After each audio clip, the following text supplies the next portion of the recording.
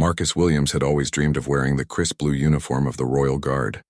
Standing 6 feet tall with broad shoulders and steady hands, he looked every bit the part of someone who could protect the most important people in the kingdom. After years of rigorous training, background checks, and psychological evaluations, he finally earned his position at Buckingham Palace. The morning of September 15th started like any other day in Marcus's life. His alarm buzzed at 4:30 a.m. sharp, just as it had for the past 3 years since he joined the Royal Protection Unit. He rolled out of bed in his small London flat, the same routine playing out like clockwork: cold shower, black coffee, toast with jam, and then the careful process of putting on his uniform. Marcus took pride in every detail of his appearance. The brass buttons had to shine perfectly, his shoes polished to a mirror finish and not a single thread out of place. His colleagues often joked that he spent more time getting ready than most people spent sleeping, but Marcus never minded the comments. This job meant everything to him. The drive to the palace took exactly 23 minutes through the quiet London streets. Marcus knew every traffic light, every turn, every shortcut by heart. He parked his modest Ford in the designated area and walked through the staff entrance, nodding to the security guards who had become familiar faces over the years. Inside the palace walls, Marcus felt a sense of purpose that he had never experienced in any other job. The weight of responsibility sat comfortably on his shoulders. He was part of something bigger than himself, protecting not just individuals but an entire institution that represented centuries of history and tradition. His supervisor, Sergeant Reynolds, briefed the morning shift as usual. The royal family had several appointments scheduled for the day. The Queen would be receiving foreign diplomats in the afternoon, and there was a small private dinner planned for the evening. Nothing seemed unusual or particularly challenging about the day ahead. Marcus was assigned to the outer perimeter detail, which meant patrolling the grounds and monitoring the various entry points to the palace. It was not the most exciting assignment, but he understood that every position mattered in the complex web of security that protected the royal family. As he walked his designated route around the palace gardens, Marcus reflected on how much his life had changed since joining the Royal Guard. Growing up in a working-class neighborhood in Manchester, he had never imagined he would end up in such a prestigious position. His father had worked in a factory for 40 years, and his mother cleaned offices to make ends meet. They were proud of their son, even if they did not completely understand what his job entailed. The palace grounds were particularly beautiful that morning. The roses were in full bloom, and the ancient oak trees cast long shadows across the perfectly manicured lawns. Tourists gathered outside the gates, taking photos and hoping to catch a glimpse of someone important. Marcus watched them with a mixture of amusement and vigilance, always alert for anything that seemed out of place. Around mid-morning, Marcus received a radio call informing him that his shift would be extended by 2 hours. One of his colleagues had called in sick, and they needed extra coverage for the diplomatic reception. Marcus did not mind the overtime. The extra money would help him save for the small house he hoped to buy outside London someday. Lunch was a quick sandwich eaten while standing at his post. Marcus had learned early in his career that royal guards did not have the luxury of proper meal breaks when duty called. He watched the palace staff hurrying back and forth preparing for the afternoon's events. Everyone moved with purpose and precision, a well-choreographed dance that happened behind the scenes, while the public saw only the polished final performance. The afternoon diplomatic reception went smoothly. Marcus stood at attention near the main entrance, watching as black cars with diplomatic plates arrived one after another. Men and women in expensive suits and elegant dresses stepped out, all smiles and formal greetings for the waiting photographers. As evening approached, Marcus found himself thinking about his girlfriend, Sarah, who was probably wondering why he had not called. She worked as a nurse at a local hospital and understood demanding schedules, but she still worried when his shifts ran long without notice. He made a mental note to stop by the flower shop on his way home and pick up the daisies she loved. The private dinner was scheduled to begin at 7 o'clock, and Marcus was assigned to monitor the kitchen entrance where catering supplies were being delivered. He checked his watch, 6:45 p.m., just another hour or two, and he would be heading home to a hot meal and Sarah's warm smile.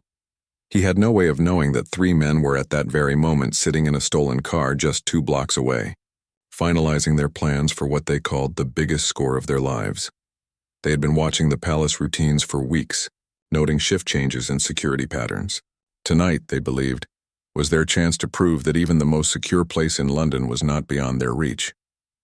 Marcus adjusted his radio and continued his patrol, completely unaware that in less than 15 minutes, his quiet evening shift would explode into a situation that would test every skill he had learned, every instinct he had developed, and every ounce of courage he possessed. The three men in the stolen car were about to make a decision that would change all of their lives, forever. The last rays of sunlight disappeared behind the London skyline as Marcus completed another routine check of the perimeter. Everything appeared normal and secure, just as it had thousands of times before. But sometimes normal can change in the space of a single heartbeat.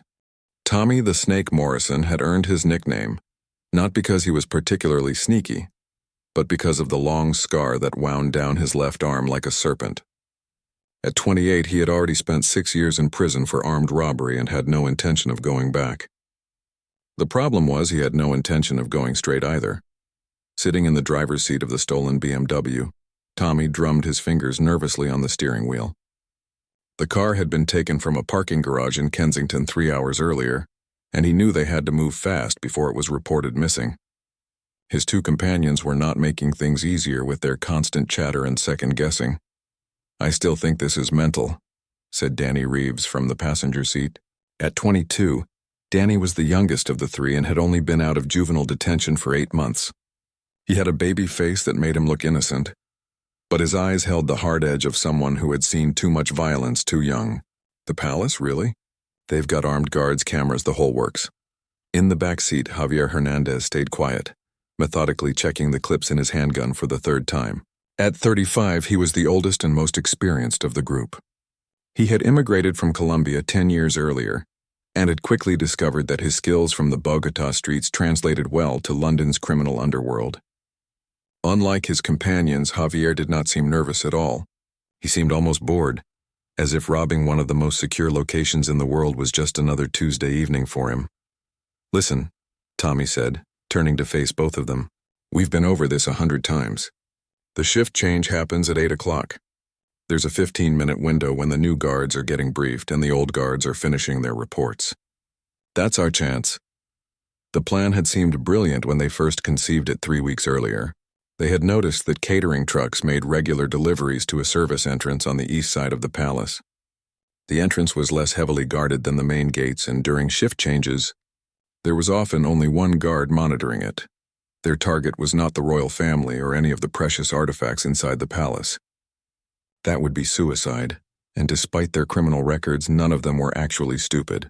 Instead, they had learned about a temporary storage room where valuable gifts from foreign dignitaries were kept before being properly catalogued and moved to permanent locations. Tommy's source was a palace maintenance worker named Pete, who owed him money from a poker game gone wrong. Pete had mentioned the storage room during a particularly bad losing streak, offering information instead of cash. According to Pete, the room currently held several expensive watches, pieces of jewelry, and artworks that had been received during recent diplomatic visits. "The beauty of it," Tommy had explained to his partners, "is that half this stuff hasn't even been properly logged yet. They might not notice it's missing for days, maybe weeks. By then we'll have fenced everything and be long gone." Danny shifted uncomfortably in his seat, wiping sweaty palms on his jeans. "What if Pete is lying? What if he's setting us up?" "Pete's not smart enough to set up a mousetrap, let alone 3 armed men," Tommy replied. "Besides, he's more scared of us than he is of the police." "He won't talk." Javier finally spoke, his accented English calm and measured. "The question is not whether Pete is lying. The question is whether you two have the stomach for this. Because once we go in there, there's no backing out. You understand this, yes?" Both Tommy and Danny nodded, though Danny's nod was less convincing than Tommy's. They had worked together twice before, both times on much smaller jobs. A corner shop robbery that netted them barely enough to pay rent, and a break-in at an electronics store that had yielded some laptops and mobile phones. This job was different. This job could set them up for life or land them in prison for a very long time. The stolen BMW was parked in a narrow alley between 2 office buildings, giving them a clear view of the palace's east entrance. They had been watching for over an hour, timing the patrols and noting which guards seemed most alert and which seemed to be going through the motions. Tommy had done his homework on the Royal Guard. He knew they were well-trained and disciplined, but he also knew that most of them had never faced a real threat. They were used to dealing with drunk tourists and overzealous photographers, not armed criminals with nothing to lose. There, Javier pointed toward the entrance. The guard is checking his watch. Shift change in 10 minutes. Danny's legs started bouncing nervously. I still don't like it. There's too many things that could go wrong. Everything could go wrong, Tommy snapped. That's why it's called a crime, not a job interview. But think about what could go right. Think about never having to worry about money again. Think about getting out of that rat-infested flat you're living in. The truth was, Tommy was just as nervous as Danny. But he had learned long ago that showing fear was the fastest way to lose control of a situation. His father had taught him that lesson with his fists before Tommy was old enough to fight back. Now at 28, Tommy had perfected the art of appearing confident even when his stomach was churning with anxiety. Javier checked his watch. 7:55. We go in 3 minutes. All three men fell silent, each lost in their own thoughts. Danny thought about his girlfriend Lisa, who believed he was working night shifts at a warehouse. She had been talking about them getting a place together, maybe even having kids someday. This score could make that possible, or it could destroy everything. Tommy thought about the debt collectors who had been calling him for the past month. He owed money to some very unpleasant people, and they were running out of patience. This job was not just about getting rich. It was about staying alive. Javier thought about his daughter back in Colombia, who believed her father was a successful businessman in London. He sent money home every month, but never enough. Never enough to give her the life she deserved, the education she needed, the future she should have. Time, Javier said quietly. Tommy started the engine, and the BMW pulled slowly out of the alley. As they approached the palace entrance, none of them could have predicted that their carefully planned 15-minute window was about to collide with one guard's decision to stay late and double-check the security logs. Marcus Williams was still at his post, and he was about to prove that sometimes the most dangerous person in a room is the one who has everything to lose. Marcus was supposed to be off duty at 8 o'clock, but something nagged at him as he completed his final patrol of the evening. During the diplomatic reception earlier, he had noticed one of the catering staff acting strangely. The man had seemed nervous, avoiding eye contact and hurrying through his duties faster than necessary. It was probably nothing, but Marcus had learned to trust his instincts. Standing at the east entrance security checkpoint, Marcus decided to review the evening's delivery logs one more time. 3 catering trucks had brought supplies for the private dinner, all from approved vendors with proper security clearance. Everything appeared to be in order, but the feeling of unease would not leave him alone. The sound of a car engine approaching caught his attention. Marcus looked up from his clipboard to see a dark BMW turning into the service area. That was odd. No deliveries were scheduled for this hour, and the dinner had already been served. He stepped out of the guard booth to get a better look. The BMW's headlights were bright in the gathering darkness, making it difficult to see inside the vehicle. Marcus held up his hand in a stop gesture and walked toward the car, his right hand instinctively moving to rest on his radio. Something about the car's movement seemed wrong. It was moving too slowly, too carefully, like the driver was unfamiliar with the area. Inside the BMW, Tommy's heart was racing. This was not part of the plan. There was supposed to be no guard at this entrance during the shift change. He could see the uniformed figure walking toward them, and panic began to set in. "There's a guard there," Danny whispered, stating the obvious in a voice tight with fear. "I can see that," Tommy hissed back. "Just stay calm. Maybe he'll wave us through." Javier remained silent in the back seat, but his hand moved to the gun tucked inside his jacket. He had been in situations like this before, and he knew that sometimes the only way out was through violence. He hoped it would not come to that, but he was prepared for any outcome. Marcus approached the driver's side window, following standard protocol. As a royal guard, he had conducted thousands of routine security checks, and this should have been just another one. But as he got closer to the car, his training kicked in, and he began to notice details that did not add up. The BMW was expensive, but it had minor damage to the front bumper that looked recent. The license plate seemed somehow wrong, though he could not immediately put his finger on why. Most importantly, the three men inside the car all had the tense, alert posture of people who were ready for trouble. Tommy rolled down the window and forced what he hoped was a casual smile. "Evening, officer. We're here to pick up some equipment from the kitchen. Running a bit late, I'm afraid." Marcus studied Tommy's face carefully. The man was sweating despite the cool evening air, and his smile looked forced and unnatural. "I'll need to see some identification and your delivery authorization," Marcus said, keeping his voice professional but firm. Of course," Tommy said, pretending to search through his pockets. "Must have left the paperwork in the van. This is just a quick pickup, shouldn't take more than 5 minutes." Red flags were going off in Marcus's mind. No legitimate delivery driver would forget their authorization, especially for a Palace pickup. The man's story was falling apart under the most basic questioning, and Marcus could sense the tension radiating from all three occupants of the car.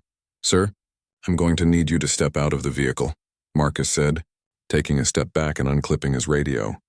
"There seems to be some confusion about your authorization." That was the moment when everything changed. Tommy knew they were caught. There was no talking their way out of this situation, and every second they delayed made their position worse. He could see other guards in the distance and knew that backup would arrive soon if this guard called for help. "Now!" Tommy shouted. All three car doors flew open simultaneously.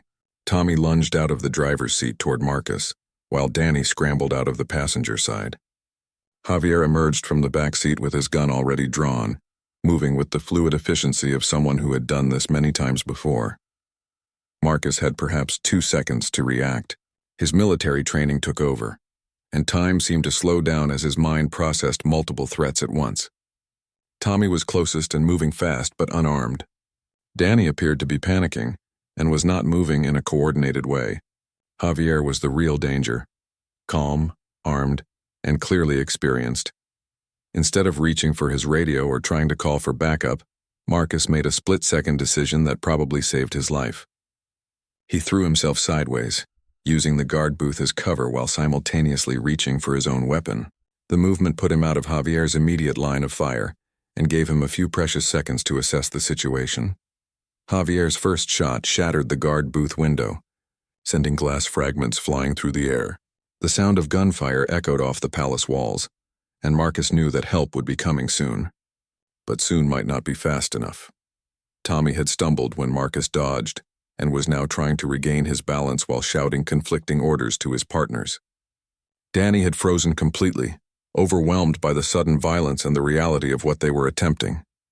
Marcus drew his sidearm and took aim at Javier, who was already moving to get a better angle for his next shot. The training that Marcus had undergone countless times at the shooting range was very different from facing an armed criminal who was actively trying to kill him. His hands were steady, but his mind was racing through options and consequences. "Armed police. Drop your weapons," Marcus shouted, hoping to de-escalate the situation even as he kept his gun trained on Javier. Javier's response was another gunshot that came uncomfortably close to Marcus's position. This was clearly not going to end with anyone surrendering peacefully. In the distance, Marcus could hear running footsteps and shouted commands as other guards responded to the gunfire. But the backup was still 30 seconds away, and 30 seconds was a lifetime in a firefight. The three criminals had wanted a quick, quiet theft that would set them up for life. Instead, they had started a gun battle with the Royal Guard in one of the most secure locations in London. None of them had planned for this scenario, and now they were all trapped in a situation that could only end badly for everyone involved. Marcus took a deep breath, steadied his aim, and prepared to do whatever was necessary to protect the palace and everyone inside it. The next 60 seconds would determine whether he would go home to Sarah that night, or whether his name would be added to the memorial wall honoring guards who had died in the line of duty. The third gunshot rang out across the palace grounds, and Marcus felt the bullet whistle past his ear so close that he could feel the heat from it. This was no longer a security check gone wrong.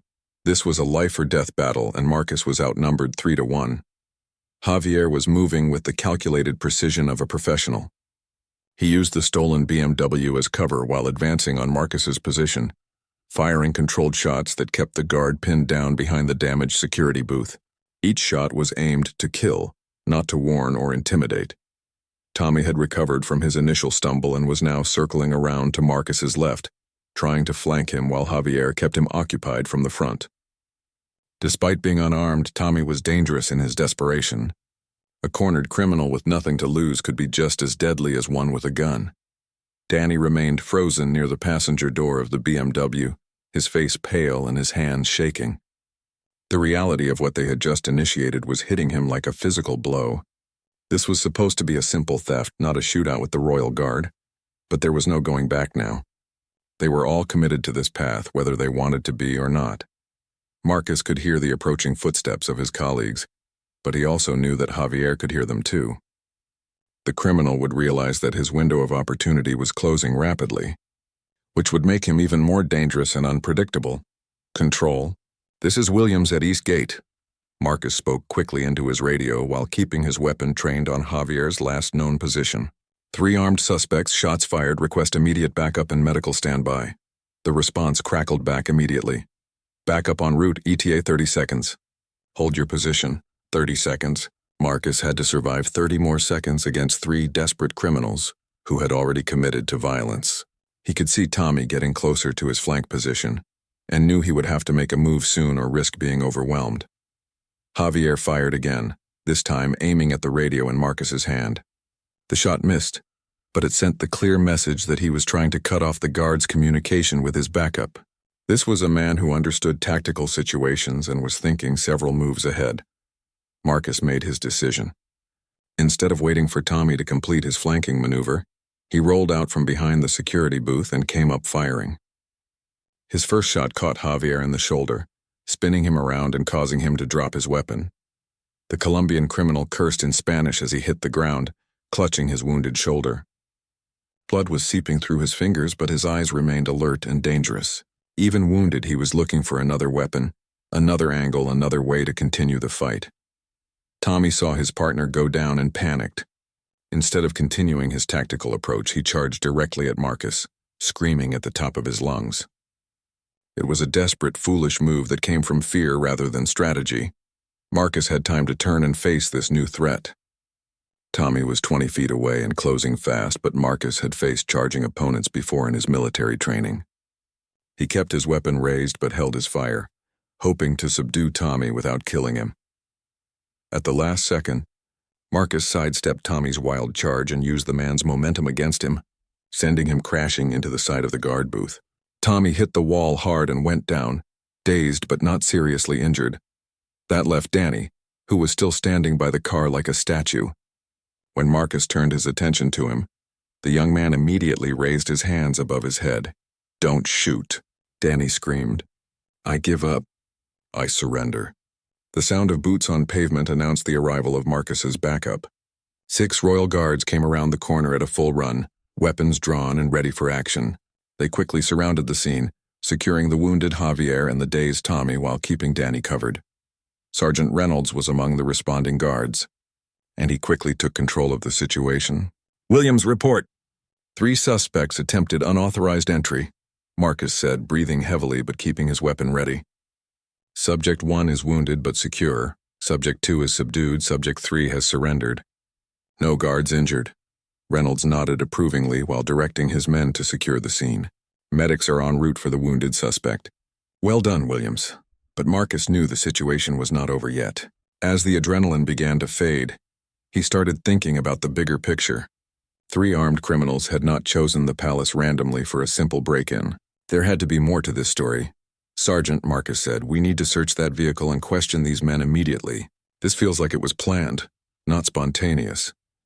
Reynolds was already thinking the same thing. He ordered 2 guards to thoroughly search the BMW while others began securing the 3 criminals for transport.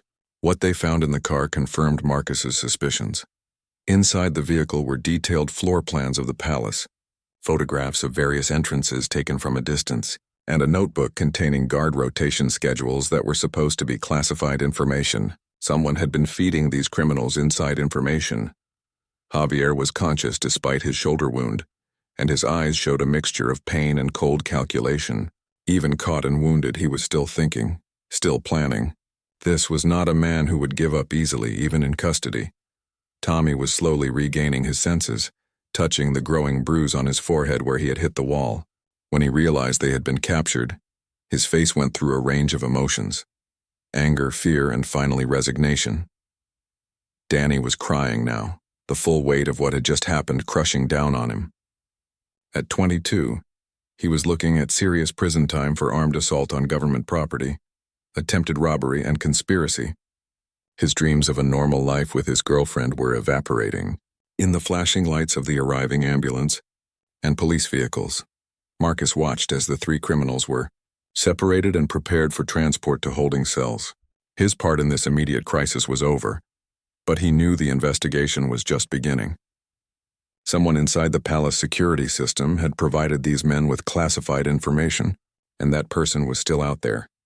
As the medics worked on Javier's shoulder wound, the wounded criminal caught Marcus's eye. There was something in that stare, not just hatred or defiance, but a kind of respect. It was the look of one professional acknowledging another's competence. "You fight well," Javier said quietly as the medics prepared to move him. "But this is not over. You understand this, yes?" Marcus did not respond, but the words sent a chill down his spine. These three men were just the beginning of something larger, and whatever that something was, it was still out there waiting to make its next move. The palace was secure for now, but Marcus had a feeling that this night's events were going to have consequences that none of them could yet imagine. The next morning brought a flurry of activity that Marcus had never experienced in his 3 years as a royal guard. The palace was swarming with investigators from Scotland Yard, bathed in internal security teams. What had started as a simple, attempted break-in was now being treated as a potential threat to national security. Marcus found himself in an uncomfortable position. He was simultaneously the hero who had stopped the criminals and the primary witness who needed to be thoroughly questioned. He had spent most of the night in debriefing sessions, going over every detail of the encounter multiple times with different investigators. Detective Inspector Sarah Chen from Scotland Yard's Special Crimes Unit was leading the investigation. A sharp woman in her 40s with a reputation for solving complex cases, she had been called in specifically because of the security implications of the break-in attempt. "Let's go through this one more time, Mr. Williams," Detective Inspector Chen said, sitting across from Marcus in a small interview room within the palace. "You said the suspects had detailed floor plans and guard schedules. That information had to come from someone with legitimate access." Marcus nodded, sipping his 4th cup of coffee since midnight. The plans they had were accurate and recent. Some of the guard rotation information was only distributed to senior staff last week, which means our leak is someone with high-level security clearance, Chen concluded. "We're looking at a very short list of suspects." The investigation had already revealed disturbing details about the 3 criminals. Javier Hernandez was not just a small-time thief, but a former member of a Colombian paramilitary group with extensive training in assault tactics and weapons. His presence in London had been completely off the radar of immigration authorities. Tommy Morrison's criminal record was more extensive than initially thought.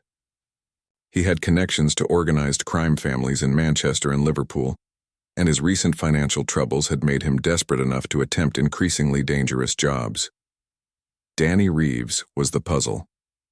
His juvenile record showed petty theft and vandalism, but nothing that suggested he was capable of planning or participating in an assault on the palace. The investigators suspected he had been recruited specifically because his young face and clean recent record would help the group blend in if questioned. "What bothers me," Detective Inspector Chen continued, "is that these 3 men were not working alone. The level of planning and inside information suggests a much larger organization." Marcus had been thinking the same thing. "The man I shot, Javier, he said something to me as they were taking him away. He said, 'This is not over.'" It felt like a warning, not just angry words from a caught criminal. Chen made a note in her file. "We need to find out who's behind this. 3 men with guns are dangerous, but 3 men with guns and inside help are a threat to everything we're trying to protect here." Meanwhile, in separate holding cells at a maximum security facility in London, the 3 criminals were dealing with their capture in very different ways. Danny had not stopped crying since his arrest. He had already asked for a lawyer and was cooperating fully with investigators, hoping for a reduced sentence. He gave them everything he knew about the plan, which unfortunately was not much. Tommy had kept him in the dark about most of the details, telling him only what he needed to know for his specific role. Tommy was taking a different approach. He had invoked his right to remain silent and was refusing to answer any questions without his lawyer present. But privately, he was terrified. The people who had supplied the inside information about the palace were not the type to forgive failure, especially failure that resulted in capture and potential exposure. Javier was the most concerning of the three. Despite his shoulder wound, he remained calm and alert. He answered the investigators' questions politely but provided no useful information. When asked about his background in Colombia, he claimed to be a simple construction worker who had immigrated for better opportunities. The medical staff treating his wound reported that he had extensive scarring on his body consistent with military training and combat experience. There were old bullet wounds, knife scars, and marks that suggested he had been tortured at some point in his past. This was not a construction worker. This was a professional soldier. Back at the palace, Marcus was struggling with the aftermath of the shooting. Although he had been cleared of any wrongdoing and praised for his quick thinking, the reality of having shot another human being was weighing heavily on him. Sarah, his girlfriend, had been horrified when she learned about the incident from news reports. She knew Marcus carried a weapon as part of his job, but the abstract concept of him actually using it had never felt real until now. "I keep thinking about what would have happened if you hadn't been there," Sarah said as they sat in Marcus's flat that evening. What if those men had gotten inside the palace? Marcus had been wondering the same thing. The storage room that Pete, the maintenance worker, had told them about was real. It did contain valuable gifts from foreign dignitaries, but more importantly, it was located near several other sensitive areas of the palace. If the criminals had gained access to that room, they would have been deep inside the palace's security perimeter. "The thing that bothers me most," Marcus told Sarah, "is that this feels like a test run, like they were probing our defenses to see how we would respond." His suspicions were confirmed the next day, when Detective Inspector Chen called him in for another meeting.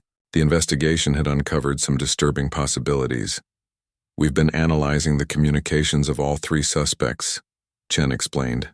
Tommy Morrison received several phone calls in the weeks leading up to the attempted break-in. The calls came from untraceable numbers, but the timing suggests he was receiving instructions or updates about the plan. "So, someone else was coordinating this?" Marcus asked. "Almost certainly. And here's what's really concerning. We've identified similar patterns of communication with other known criminals in London. It appears that someone is recruiting and organizing multiple criminal groups for unknown purposes." The investigation had also revealed that Pete, the maintenance worker who had provided inside information, had disappeared.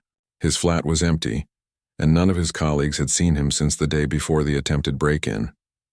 Either he had fled in panic or someone had silenced him permanently.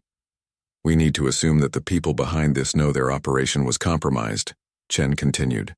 "They'll either abandon their plans or accelerate them. Either way, we need to be prepared for additional attempts." Marcus felt a chill as he realized the implications. The three men he had faced were just the beginning.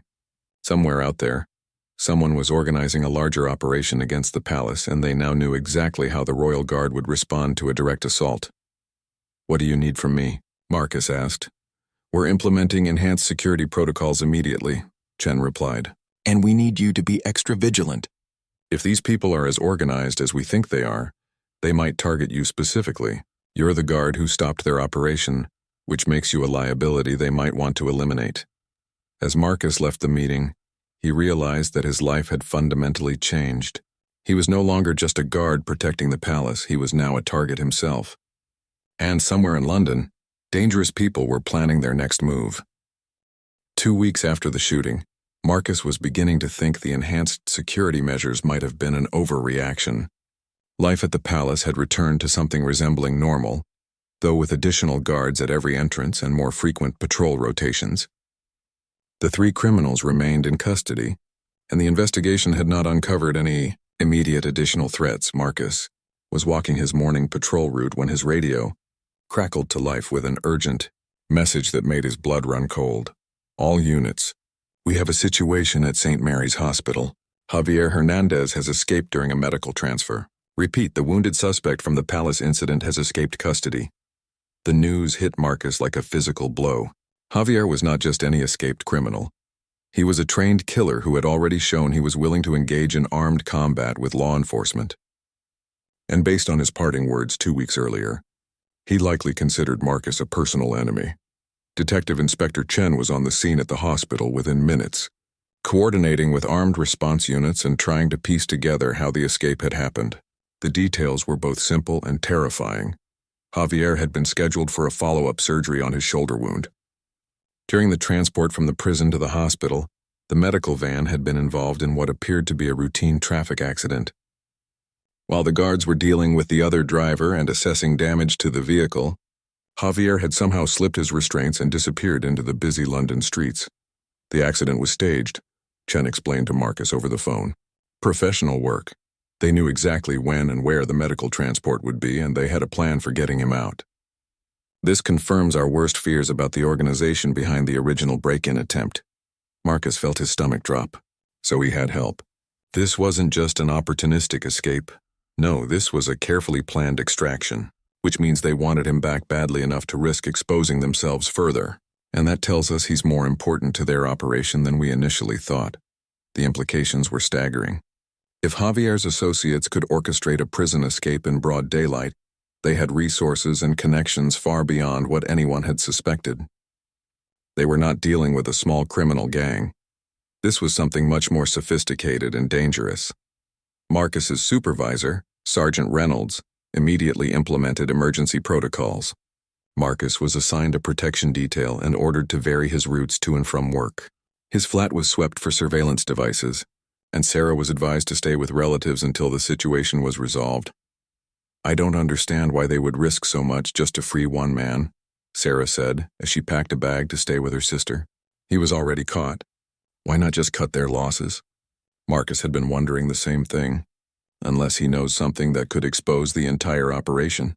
Maybe they freed him to keep him quiet, or maybe they need him for whatever they're planning next. The answer came sooner than anyone expected.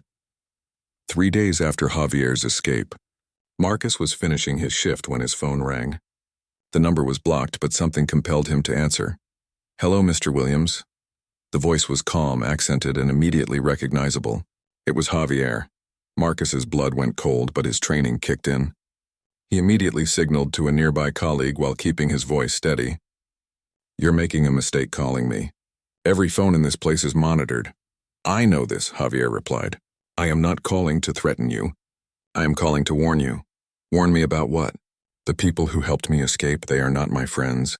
They freed me because they need me to finish what we started at the palace. But they also plan to eliminate anyone who can identify us. That includes you." Marcus felt his heart racing. "Why are you telling me this?" "Because you are a good soldier. You did your job that night just as I was doing mine. I respect this. But the people I work for, they do not understand respect. They understand only results and eliminating problems. What are they planning?" There was a pause before Javier answered. "Something much bigger than stealing diplomatic gifts. The palace break-in was a test, as you suspected. They wanted to study your response times, your protocols, your weaknesses. Now they know exactly how to get inside." "When?" "Tomorrow night, during the charity gala, when the palace is full of politicians and celebrities, and your attention is focused on protecting the guests." The line went dead. Marcus immediately contacted Detective Inspector Chen and Sergeant Reynolds. The charity gala Javier had mentioned was indeed scheduled for the following evening. A high-profile event that would bring together dozens of important figures from politics, entertainment, and business. "Why would he warn you?" Chen asked during an emergency briefing. "It could be a trap." "Maybe," Marcus replied. "But his escape proves he could have just disappeared. If he wanted me dead, he could have tried to ambush me instead of calling to warn me." Reynolds was studying the security plans for the gala. If they're planning to hit us during the event, they're either extremely confident or completely desperate. The security for tomorrow night is 3 times normal levels, which might be exactly what they want, Marcus realized. Think about it. If you're planning a major operation, you want as many guards as possible concentrated in one area. It leaves other parts of the palace more vulnerable. Chen nodded grimly. A diversion. They make a big show of attacking the gala while their real target is somewhere else entirely. The team worked through the night, analyzing every aspect of the palace's security and trying to anticipate where the real attack might come. They identified several high-value targets that would be less protected during the gala. The Crown Jewels Vault, the the state archives, and the private royal apartments. But as dawn approached, Marcus began to suspect they were still thinking too small. An organization sophisticated enough to orchestrate a prison escape and recruit professional killers was not interested in simple theft. "What if it's not about taking something?" he suggested during the final briefing. "What if they want to send a message? What if the goal is to prove that nowhere is truly secure, not even the palace?" The thought sent chills through everyone in the room. An attack designed purely for psychological impact rather than material gain would be much harder to predict and stop, and it would require a very different kind of response. As Marcus prepared for what might be the most dangerous night of his career, he found himself thinking about Javier's warning.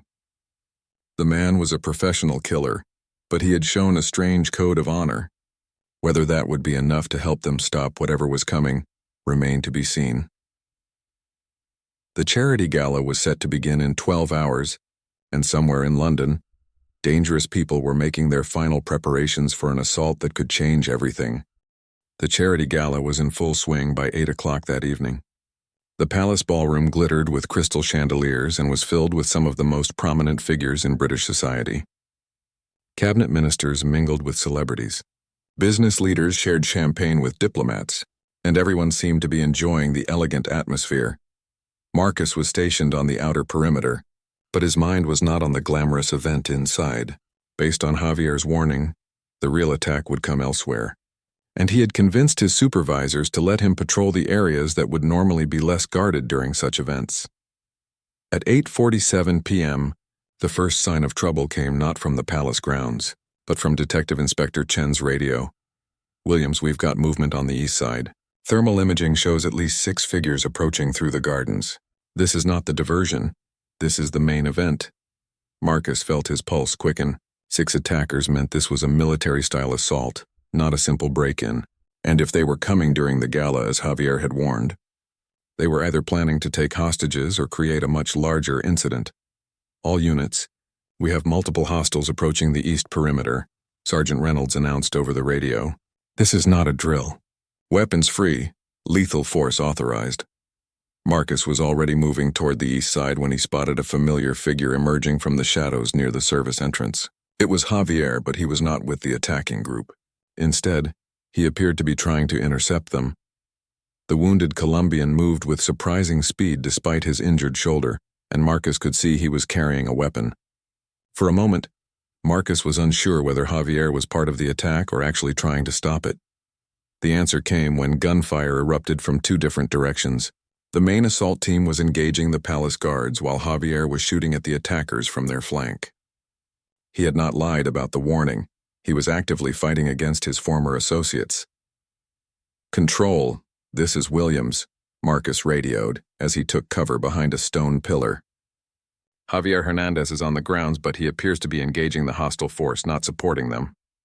"Understood. Maintain visual contact but do not engage unless threatened." The battle was unlike anything Marcus had experienced. The attacking team moved with military precision, using coordinated fire and movement tactics that were far beyond the capabilities of common criminals. These were professional soldiers, and they had come prepared for a serious fight. Marcus watched as Javier took down 2 of the attackers with carefully aimed shots before being forced to retreat deeper into the palace grounds. The man was definitely fighting against the assault team, which meant his warning had been genuine. But the attack was not going as the assailants had planned. Instead of facing a reduced security force focused on the gala, they encountered the enhanced protection that had been put in place based on Javier's warning. What should have been a surprise assault had become a deadly ambush. The lead attacker, a tall man with military bearing, realized they had walked into a trap. He began barking orders in what sounded like Arabic, and his team started to withdraw toward their escape route. Marcus made a decision that would haunt him for the rest of his life. Instead of letting the attackers retreat, he moved to cut off their escape route. His goal was to force them toward the main security cordons where they could be captured alive for questioning. The plan worked too well. Trapped between Marcus's position and the advancing palace guards, the assault team leader made a desperate choice. Instead of surrendering, he pulled out what appeared to be a dead man's switch connected to an explosive vest. "Everyone dies together," he shouted in accented English. Time slowed to a crawl as Marcus realized what was about to happen. The man was not just a terrorist. He was a suicide bomber who had been prepared to die from the beginning. The entire assault had been designed to get him close enough to the palace to cause maximum damage. That was when Javier appeared. The Colombian had circled around behind the terrorist and now had a clear shot. But his wounded shoulder was affecting his aim, and he would only get one chance before the bomber triggered his explosives. "Take the shot," Marcus shouted. Javier fired. The bullet caught the terrorist in the head just as his thumb began to press down on the detonator switch. The man crumpled to the ground, and the device rolled harmlessly away from his lifeless fingers. The remaining attackers, seeing their leader dead and their mission failed, immediately surrendered. The entire assault had lasted less than 10 minutes, but those minutes had felt like hours. In the aftermath, as emergency services secured the scene and investigators began processing evidence, Marcus found himself face to face with Javier once again. "Why?" Marcus asked. "Why did you turn against them?" Javier was pale from blood loss and exhaustion, but his eyes were alert. "Because I'm a soldier, not a terrorist. There is a difference even if you cannot always see it. You saved everyone in that ballroom." "No," Javier replied, looking toward the palace where the gala guests were being evacuated. "You saved them. I just cleaned up my own mess." Detective Inspector Chen arrived as the medics were treating Javier's reopened shoulder wound. The investigation would reveal that the assault team had been part of an international terrorist cell that had been planning attacks on symbolic targets across Europe. The palace had been chosen not for any valuable items inside, but because a successful attack would have demonstrated that no institution was safe from their reach. The three original criminals, Tommy, Danny, and Javier, had been recruited not for their criminal skills, but because they were expendable assets who could test the palace's defenses without revealing the true nature of the organization behind them. Tommy and Danny, still in custody, provided crucial information that helped law enforcement agencies across Europe round up other members of the terrorist network. Their cooperation earned them reduced sentences, though they would both spend many years in prison. Javier presented a more complex case. He had participated in the original crime, but his actions during the final assault had undoubtedly saved lives. After extensive negotiations between prosecutors, defense attorneys, and international intelligence agencies, he was eventually deported to Colombia to face charges there. Marcus was decorated for his actions during both incidents, but the recognition felt hollow. He had learned that the world was more dangerous and complex than he had ever imagined, and that sometimes the line between hero and villain was thinner than anyone wanted to admit. 6 months later, Marcus received a letter with no return address. Inside was a single sentence written in Spanish, which he had translated. "A good soldier knows when the war is over." He never heard from Javier again, but sometimes during quiet moments on his patrol routes, Marcus found himself wondering about the wounded Colombian, who had chosen honor over loyalty and possibly saved hundreds of lives in the process. The palace returned to its normal routines. The tourists continued taking pictures outside the gates, and life went on. But Marcus Williams would never again assume that a quiet evening shift would stay quiet, and he would never forget that sometimes the most dangerous enemies can become the most unexpected allies. The 1 minute that changed everything had rippled outward into consequences that lasted far longer than anyone had anticipated, proving that in the world of security and protection, nothing is ever as simple as it first appears.